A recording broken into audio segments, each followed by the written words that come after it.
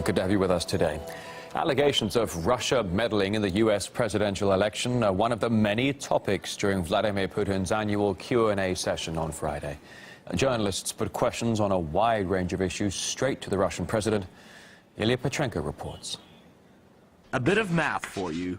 Vladimir Putin plus journalists minus questions on what's going on inside Russia. What do you get?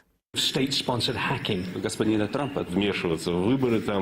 Donald Trump's tweet. Right. So now that Donald Trump's presidency is 100% secured, many of us in international news wanted to hear Mr. Putin's final thoughts on all this. The Russian government meddling, talk about putting a thumb on the scale, meddling in the American presidential election. The entire electoral system may now appear vulnerable to outside manipulation. The U.S. will not tolerate any kind of tampering. The current U.S. administration and Democratic Party bosses keep trying to blame their misfortunes on external factors. The Democratic Party lost not just the presidential election, but also the Senate and Congress. And when the Democrat Pan-American Trump bashing continued way past November 8th, when they talked about getting the electors to switch and dump Trump?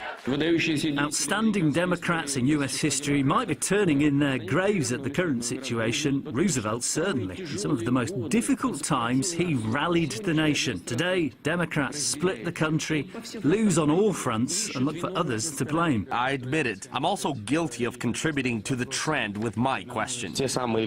All of a sudden, the same people who worshipped American democracy as sacred started going on about how they were betrayed as a result of democratic elections in their own country. What's going on with that democracy? Yes, there seem to be problems that we've been talking about for a while, but our American partners keep dodging it.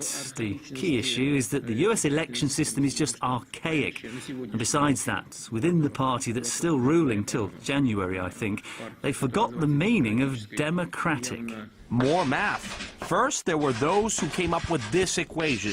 Then the same people perhaps dreamt about Trump and Putin getting into their first ever fight. How about adding a minus to each part of that equation? Did Vladimir Putin and Donald Trump just have their first nuclear standoff? Today, Russia's president vowing more nuclear weapons. Yeah, it's about these remarks by Mr. Putin he made when meeting the military on Thursday. And these reported words from Mr. Trump. Let it be an arms race. Calm down was essentially Vladimir Putin's message to the journalists. About what Donald Trump said, there's nothing new. Even during the campaign, he spoke about bolstering America's nuclear capabilities. No surprises there. What did surprise me were some of the things said by people in the current US administration.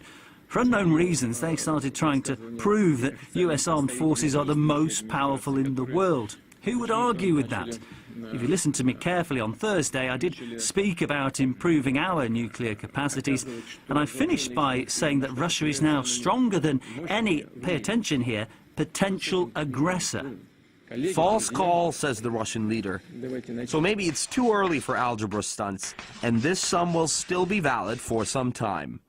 Ilya Petrenko, RT, Moscow. This year's session included a record number of journalists in the audience vying to get the president's attention. Some reporters resorted to waving unusual placards bearing messages hinting at their questions. For example, one right there depicting Vladimir Putin as Superman. One person waving a toy motorcycle. As many know, the Russian president is a known fan of motorbikes. We discussed the future of the relationship between Moscow and Washington with various guests, and they do seem sure the situation will change once the new US administration is firmly in place. Very soon, the relations between Washington and Moscow will be better. Negotiations, better understanding, good relationship, the lift of sanctions. This will happen, I think, very soon. And therefore, I think Europe is in a very critical situation because our governments still stick to the Obama policy of confrontation against the Russian Federation. Europe would be in a much better situation to feel it, not too late, that the world has changed. What will be very important for President Putin is his engagement with NATO. And I'm looking forward to the new Trump administration and working with Jens Stoltenberg, the Secretary General of NATO, to see if the next 8 years, which is the window of opportunity that we have if Trump is re-elected, creates some form of new opportunity, new environment for constructive engagement with Russia. I think what's really interesting, look at the comparison. You know, look at Obama's last press conference in a small room the size of a shoebox with hand-selected journalists that even have their names on the back of the seats, and then Vladimir Putin holding court with over 1,400 journalists firing questions at him for hours on end, and he's answering them on the fly. So in terms of openness and access to media, you compare what's going on in Russia, seems to be more modern and more progressive, at least in this theater, than what you have in the United States. So that's, to me, the most striking contrast there.